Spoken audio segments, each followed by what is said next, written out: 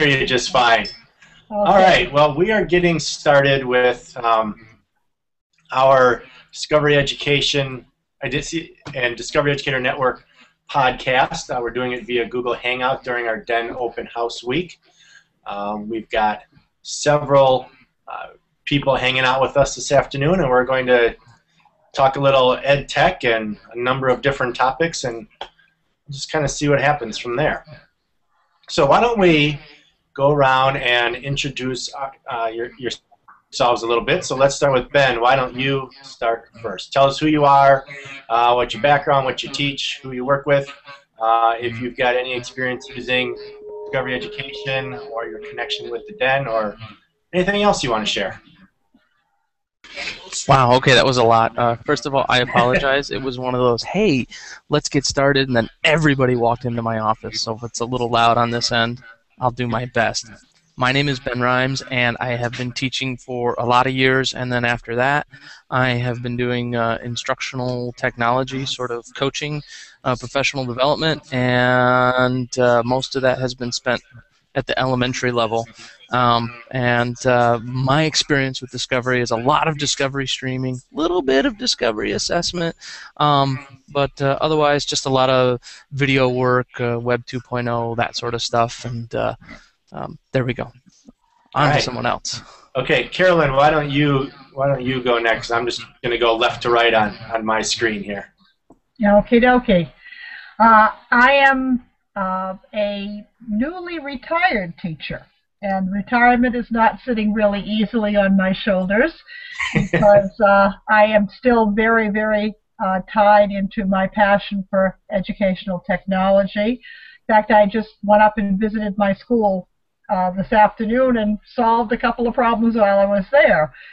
The position that I held was eliminated when I left, unfortunately, but they split the position, so the girl that I worked with for the last 14 years is having to do both schools, which is burdensome at best. But anyway, I love ed tech. This is the first Hangout I've ever been in, so I'm excited. I was telling Steve that I went to the Google Summit in Yarmouth, Maine back in August, and there was a Hangout by, oh, help me, Steve. Mark Wagner.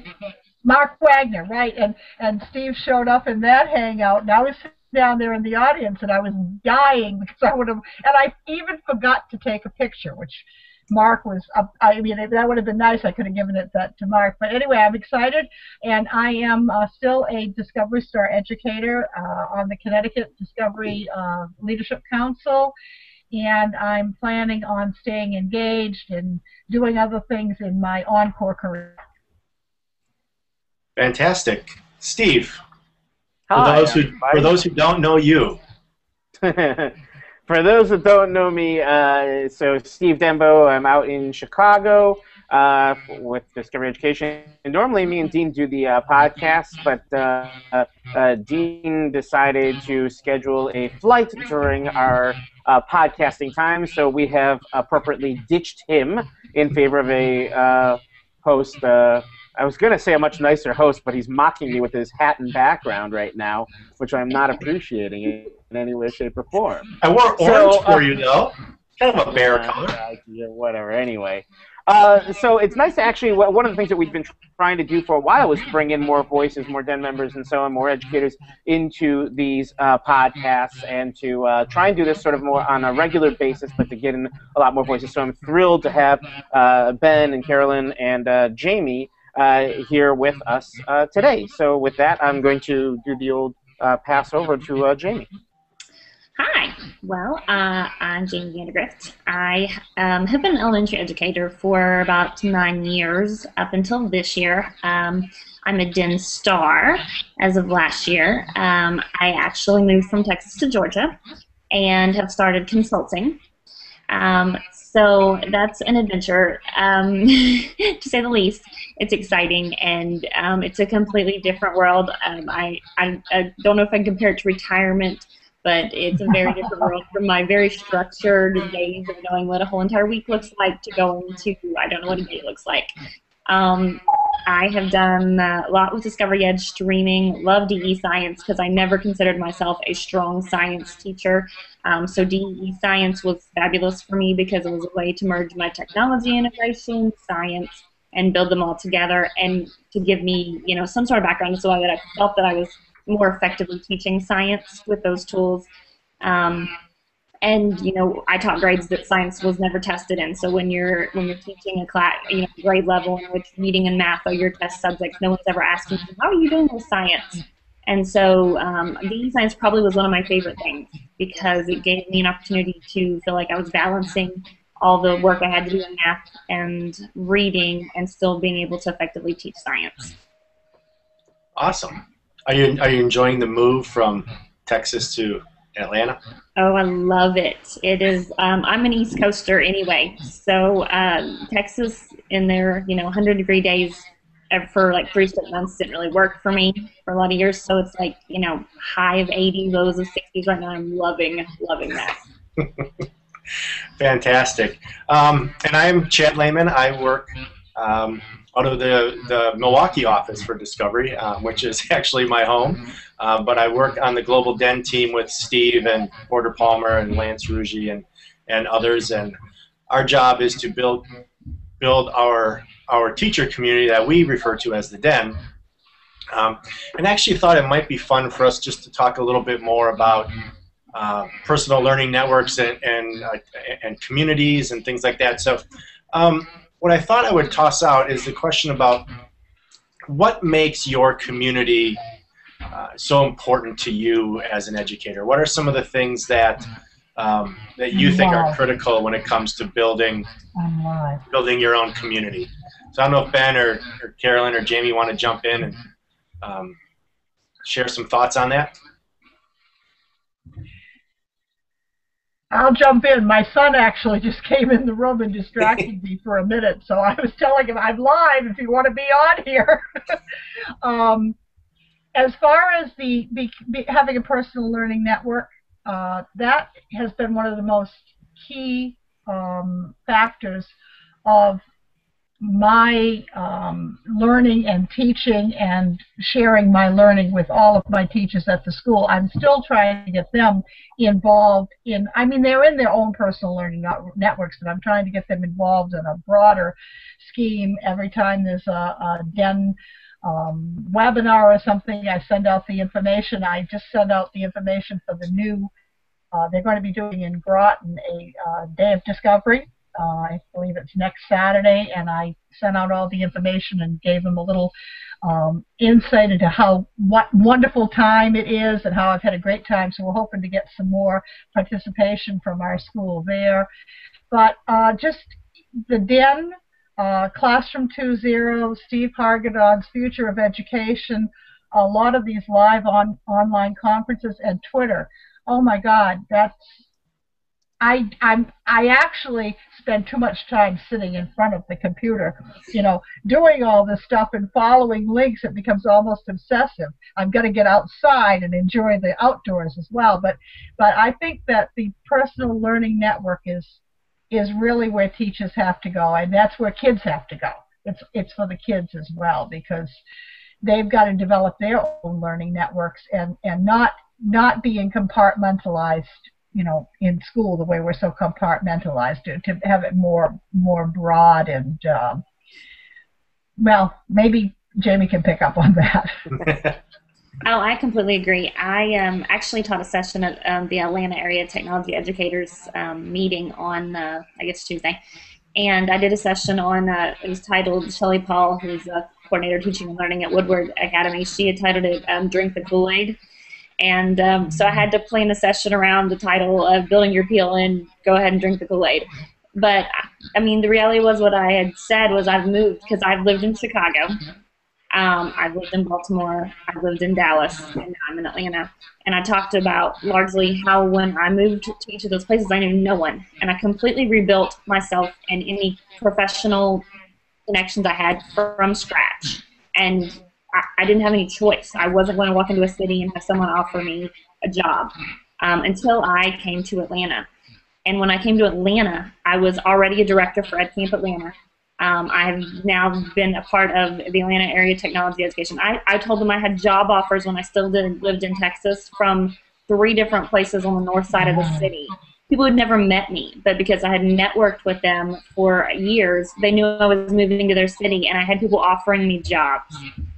So what I wanted them to get was that connection. I think people miss the connection. They think there's not really a connection that you're getting through Twitter or by doing a Hangout or by watching these webinars. But the reality is you build professional connections that once you meet them, they're not strangers. I haven't met a single person that I met on Twitter that I don't just walk into a room and feel completely comfortable like they're my best friends. So the reality is that these professional networks not only make me better at what I do every day, but it gives me an opportunity to know that I'm never going to fly into another city and not know someone who professionally is going to be able to be there where I am, sharing my values, doing the things that I'm doing.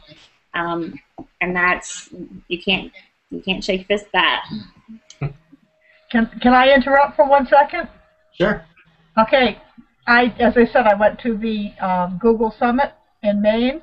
One of my main motivations for spending the $200 out of my own pocket, because I didn't have any, district support anymore, was that all of these people that I had met in my PLN, some of them I'm sure you know, Alice Barr, Cheryl Oakes, Bob Sprankle wasn't there, but I met all of these people face to face, and I've got to tell you, and I also saw Jamie Cassip again, who is the the Google guru that I'd met in New York City. But it was fantastic meeting these people face to face that I knew only remotely. But as you said, it was absolutely incredible. I felt like I had known them for years, even though it was only a virtual relationship before that. So, Ben, is there anything you want to add to that? Wow, no, I mean that was all great stuff. I guess the only thing I would add is I'm a strong advocate of community and education, and I think I agree with everything that both of them said. But I always tend to add like a little caveat, like so sometimes if there's that element when we talk with other educators, it's like just get on Twitter and here's some places some people to go follow, things like that. Sometimes I'll encourage people to start with face-to-face if the technology is intimidating, or doing something like this where it's not quite as intimidating as hopping on Twitter or hopping into a forum or the den and hopping into a blog and who are all these people and everything. And I like to model some of this stuff in face-to-face environments first. Just because I think that's a really huge, important piece as well. So, but yeah, good stuff.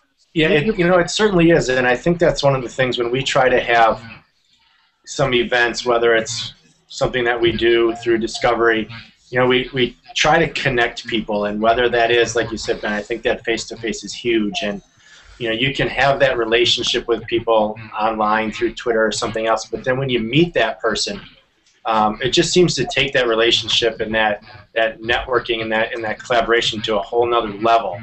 And what we're trying to do when we grow the Den, and Carolyn, you touched on this a little bit, is we have in some cases 10 to 20 new stars that join the community each week, and we on our end we're wondering, first of all, how did they get involved?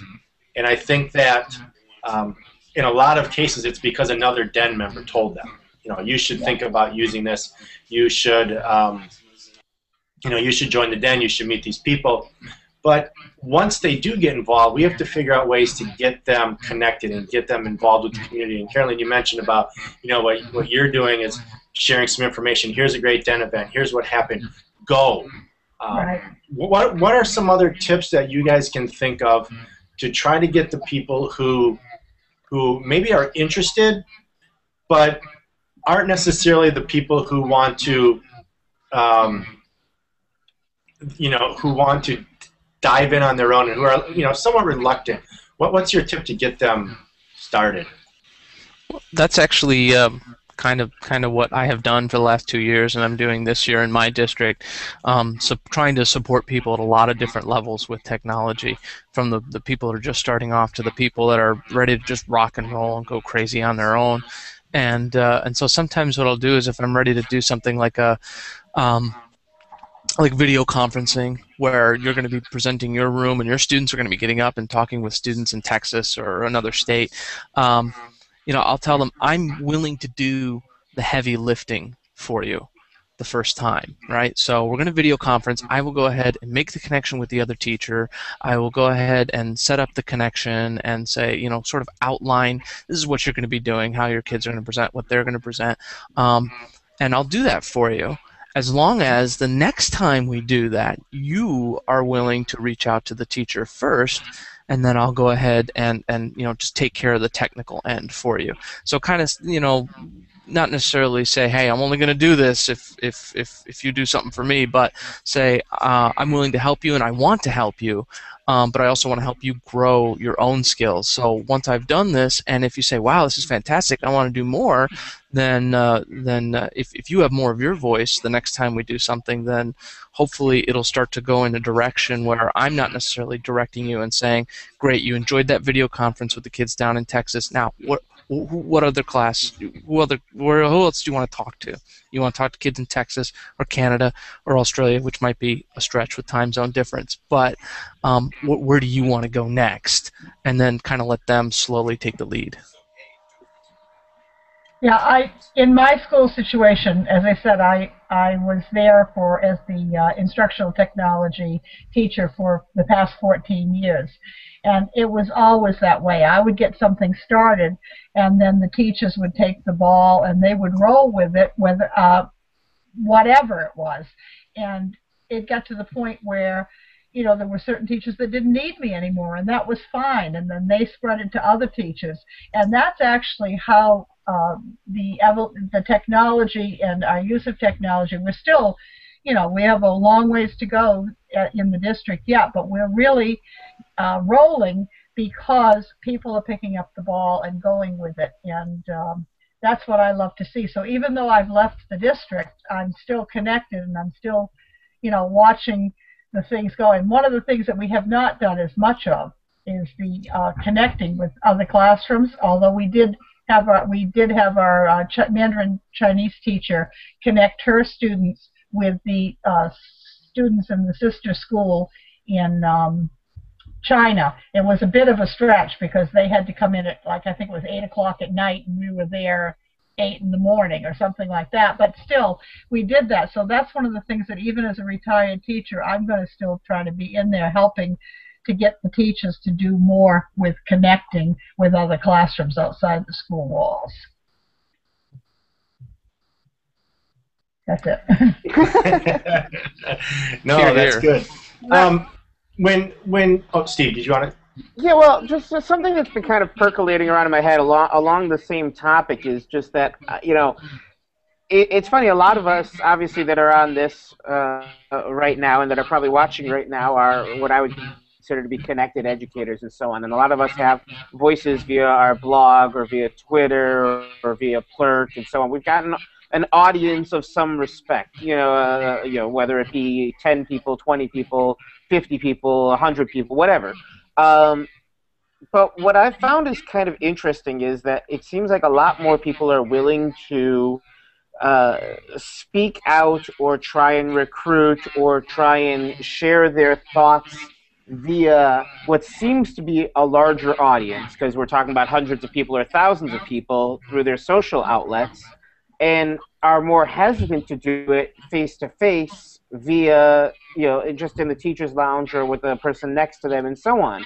In their own district or at their own school or on their own business place and so on, it's easier almost to not rock the boat and to talk to this sort of like anonymous group of large people on a global level, but at the same time it seems almost more difficult or more challenging sometimes just to talk to the people that are down the hall from you and make that same sort of connection. So to me, it's just kind of an interesting dynamic that we're seeing with social media, where a lot of people are doing so much to quote unquote make and enact global change, but it's almost more uncomfortable or puts people in a more stressful environment to try and see that same change through in their own, physical environment, right where they're at. Does that make sense? No, that makes total sense, and that kind of goes back to what I was saying about having that strong, starting with the face-to-face relationship and having strong local relationships first. I had a teacher a couple years ago, my first year on the job, a high school teacher, and they wanted to do some wiki stuff. It's like, help me out with the wiki stuff. I want to do it, and I want to do it right. I said, okay, well, let's go ahead and let's start and have the kids create their own personal pages. Here's a little bit of info about me and whatnot, and then let's start pages for all the kids where they sort of have like their online reflective journal.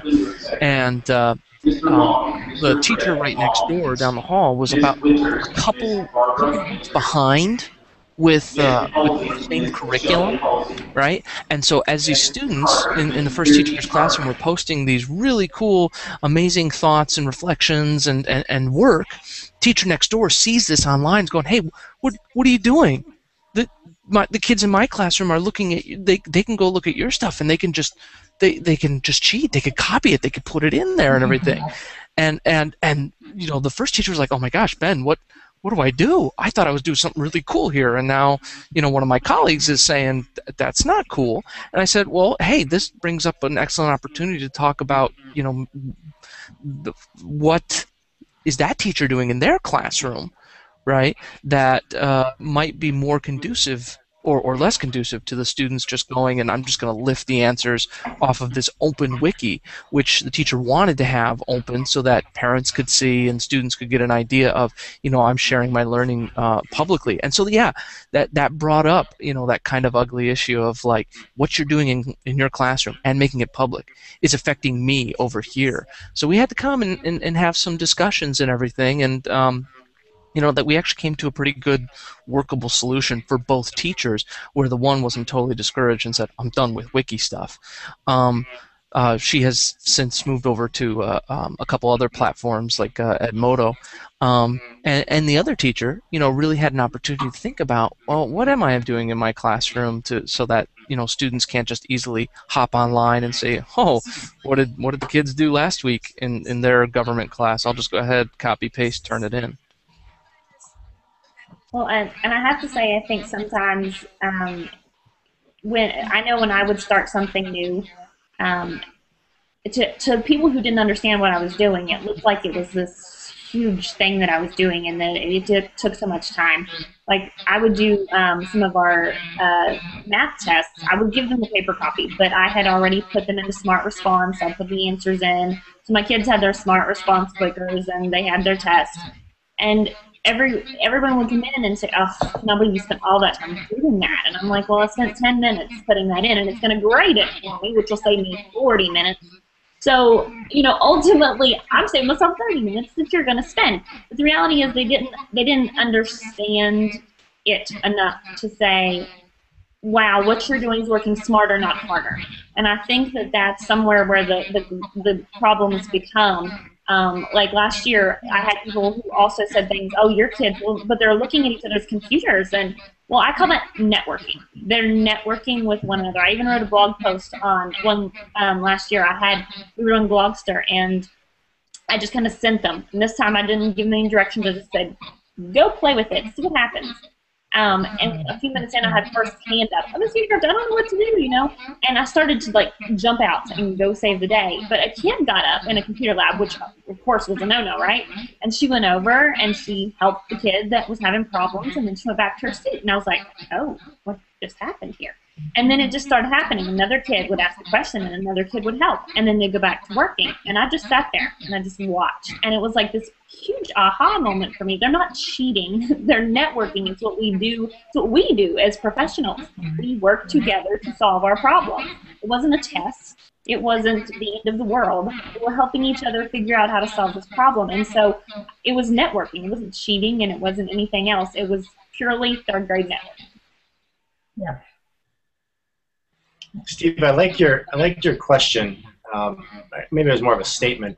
I was thinking about, when I was in the classroom the last couple of years, and I had this community online, and I did feel that I knew more about and was closer to many of the people online than I was with the people in my building. And, I don't know if that was just because of where I felt I was with technology integration and where, my online friends were, that was, more on the same page than the people in my building. And, I didn't put out there very much in my building what I was doing online. I don't necessarily know why. I don't know if it was super conscious or not. But I wonder if that's a case with a lot of people where they just feel more comfortable with their online connections because of, they've got more in common than when the teacher down the hall who, is still using the overhead.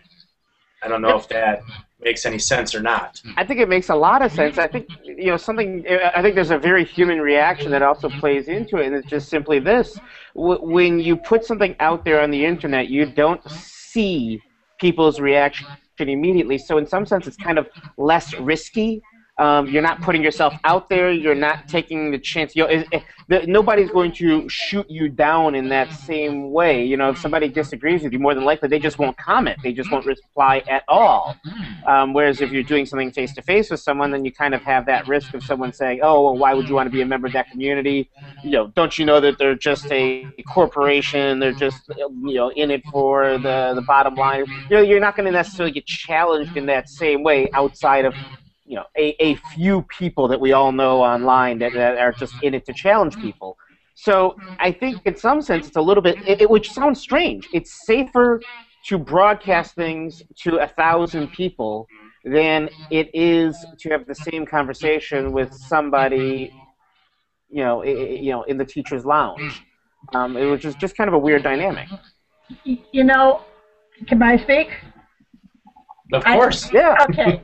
I guess maybe I'm an anomaly there. I don't know what it is, but I never had that problem. I worked with a very good group of people, not only in my own school, but in the whole district. And in fact, my principal even started something a few years back, which is really all the rage now. I guess maybe I had a eensy-weensy bit of influence in it, but he started having teachers who were using technology showcase at the faculty meetings in little smackdown, amounts, all the different things they were doing with the kids. And I think that was one of the things that really helped technology to grow, was having the teachers share what they were doing, other teachers seeing, and then not necessarily those teachers coming and asking me, but asking the other teachers. And I don't know. Well, my girlfriend once said to me, Carolyn, you talk to the ants. So I guess that's just me, but I never had that problem. I can see how maybe somebody might have that problem.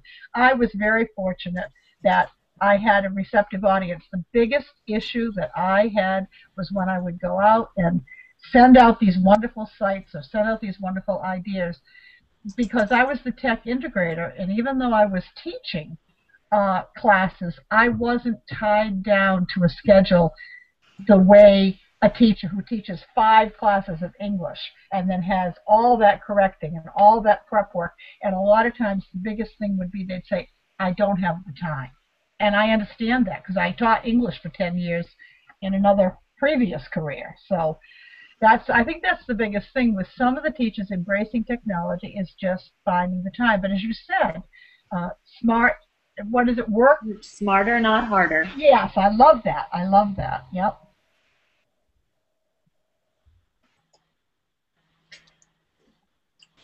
I guess one of the next questions that I want to maybe toss out to you, and it's related to community, because when I think of community, I think about all the stuff that I learned from people. And when we talk about that on the Den side, we often refer to it as the collective brain. We're not the smartest person in the room. It's kind of a combination of all the people around us. So what's something that you've learned lately that was totally new? Maybe it's a new tool, maybe it's just an article that you read, something. And then I guess part 2 and part 3 of that question would be, how did you hear about it? And then what did you do with it once you heard about it? Like, how did you share it with other people? Well, I'll say that I did. Oh, sorry. I'll say that I've been actually very in touch with the flipped classroom concept as it's progressed. I flipped a math class last year. I did a lot with that. I think that over the summer, flipped professional development started emerging, and we started talking about how are we flipping our faculty meetings and how are we flipping, something that we haven't thought of. And in the last week, I've seen tweets about flipping parent communication. And so the more I've thought about that, the more I've thought, how smart is that? We field all these emails from parents about things that we have already sent them in an email probably, or we posted on the website. And so we literally flipped that process as well. And it's, we can use a screen recording to record our own website to say, here's where you're going to find this. Here's where you're going to find this. And it's almost a concept that you think, oh, gosh, why didn't I have that? Why didn't I think about that? It's, 5 minutes of a screencast that you could then send to all your parents. It seems like each of these little flip things to me seems more ingenious because, again, it comes down to working smarter, not harder. It's, I could answer 10 questions about where on your website is, or I could do that one screencast and just send that out every time I got an email. Just copy and paste, copy and paste. I guess if you can save yourself the time of answering the same question that you get over and over and over, it certainly is beneficial. Yeah, one of our teachers actually, I had been one of the first ones in the school to use, I was using the Smart Tools. We had smart boards in school, and I used the Smart Tools recorder to actually make tutorials for different projects that the art teacher and I were doing with the kids in Photoshop, and it just became laborious to have the kids wait. There were kids that were not on task, and so everybody had to wait when I was doing it whole class. So I made these screencasts with the step-by-step, using the smart recorder, such that everything I was doing that I would have shown them anyway live was now in a video, and I put the video out on Google, our Google Apps for Education, and then they could sit there with their headsets, follow it step by step. And that left Sarah and I free to walk around the room and help the individual kids with questions. Well, Tom, I guess I shouldn't say names, but the teacher who did our yearbook did the same technique. How do you pay for the yearbook? He made a little video of how exactly the steps you went to get into the yearbook site and how you could pay for it and stuff like that. He posted it as a tutorial on the school website. So now when parents, because he would have thousands of questions from kids and parents, how do I buy the yearbook? Well, now there it was. Work smarter, not harder. So I think flipping is great. That's one of the things that I learned. And it was Classroom. I learned it, I don't know where. There's so many, I get it from so many different directions. Classroom 2.0, Twitter, Discovery, a lot of the wonderful tutorials, Steve, that you did when you were dancing around in front of the green screen. I mean, I couldn't even tell you, but you get them, you incorporate them, you share them, and I love what was said about the Glogster, because that's exactly what happens. In SketchUp, oh my gosh, the kids, you show them SketchUp, and then they go so much further beyond what I know how to do, just because they have no limitations. They're not afraid. And it's terrific. So I think we have to be a community of learners, a community of teachers, and recognize how important it is that kids are teachers as well as learners. That's it. See, once again, though, I love those videos too. But it's so funny because I feel like it's so. Here's what I keep thinking about is I do a lot of, obviously, presentations. I do a lot of those like videos and blog posts and things via Twitter and so on. And yet, even within my own district, that where my son goes, I still haven't really just made the time to go in and set up a time to talk to his teachers or the principal and say, hey, listen, I want to help out. Is there something that I can do? Or maybe can I host like a drop-in after-school session or something along those lines? And I keep thinking about it, and I keep going to other schools and talking to them about technologies and so on, and yet I still kind of keep putting off doing it in my own backyard, which, it's maybe just a statement about my own psyche or ego, if you will. But I think it's just kind of an interesting phenomenon that sometimes it's easier and more comfortable, through that digital space, that digital audience, than it is to kind of put your stick your neck out. Yeah, and I'm gonna actually try and do that probably in next month, Steve. The school, the district that my kids go to, have subscribed to Discovery streaming for a while, but they don't use it. So I sent an email to the principal and vice principal and my daughter's teachers for the middle school in August, and just said, I don't know if you know, you have this subscription. I know it's probably not used, maybe not by any fault of yours, because I know if this district is any like probably most others, they buy a subscription to something and then there's no training on it for the teachers. And I said, I kind of gave them my background a little bit and said I'd be more than happy to come in and just do a quick half-hour overview of, you've got it, here's what you can do a little bit with it. And he was really receptive to it. They started a STEM program in my daughter's school, and so there's 6th and 7th graders together, and she was one of the ones who won the lottery and is in the STEM house. So I thought, what a great way. So I sent the email to both of her STEM teachers and the principal, and in the next couple of weeks we're going to set up a time, and I'm going to go in and show them how to use it. But it'll be strange going in there working with my kids' teachers, on how to do some of the stuff. And I was really thrilled that the principal was open to it, and pretty much said, you pick the time, whether it's a faculty meeting or they've got some built-in collaboration time each week for that. But he even made the comment, after we had communicated, he said, I didn't even know we had this. And I think that's the case with a lot of teachers in a lot of schools. So, maybe we do need to just do a better job of, tossing ourselves out there within our local areas, and even if it is risky and where you feel like you're walking the tightrope, it can probably be a huge benefit. What's something you've learned recently, Ben? Something I've learned recently? Yeah. Something new.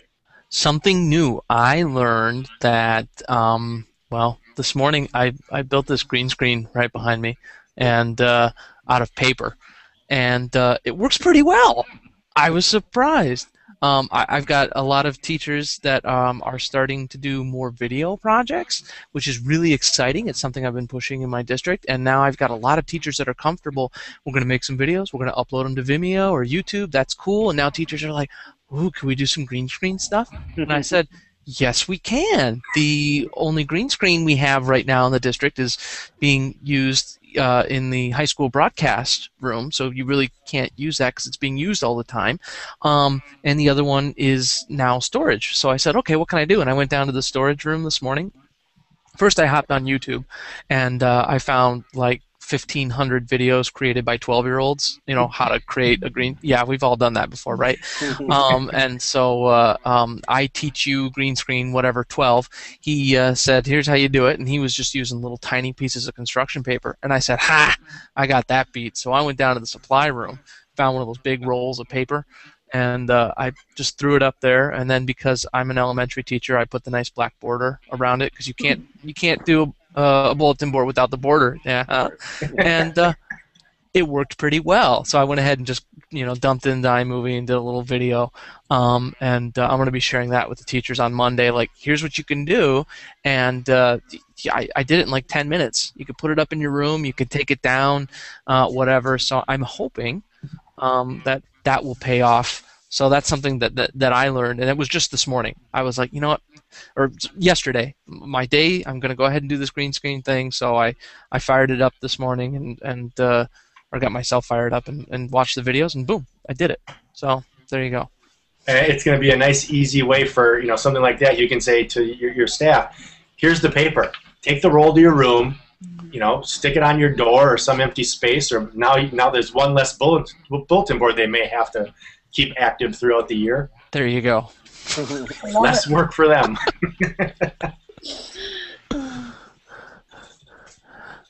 All right, well, anybody else have anything they want to contribute? Just that this was fun, and I see the wonderful potential of it to get teachers together, and what a great way if teachers want to get together and do a little bit of discussing of an upcoming project, cross-discipline or what have you. It seems, the only thing was I didn't know when to come in. I just saw it pop up. It would be nice if there was some kind of a verbal cue or something to get people in. But the Google Hangout is pretty cool. It's my first one, and I thank you for the opportunity of having had a chance to meet with you. Absolutely. It's something that we're trying to do. I know, Steve, is this maybe the second one you guys have done using Google Hangout? I'm not exactly sure. We've done a few, I think. And you know what? The nice thing is, when we click end this broadcast, immediately we've got a video archive of this. Boom. So it's, we'll have this posted on our YouTube channel for discovery, pretty much right away. We've got some other Google Hangouts that we did earlier this week as part of our Den Open House. We had one last night with a few other Den members, and then Steve hosted one on Tuesday night. It was right with a bunch of Den gurus. Mm-hmm. And that worked out really well. I watched the archive of that, and I thought that was fantastic. So, yeah, it's a fun format, fairly easy to use, and I certainly appreciate everybody taking some time out of their day to chat a little bit and share their stories and some of their insights. And thanks again for stopping by. Thank you. Thanks, everybody. Thanks for hosting. Have a good rest of the day and have a good weekend. Steve, enjoy your weekend. I hope to see you on Twitter quite a bit. You had to go there, didn't you? All right, have a good weekend, everybody. Take care. Bye-bye. Bye.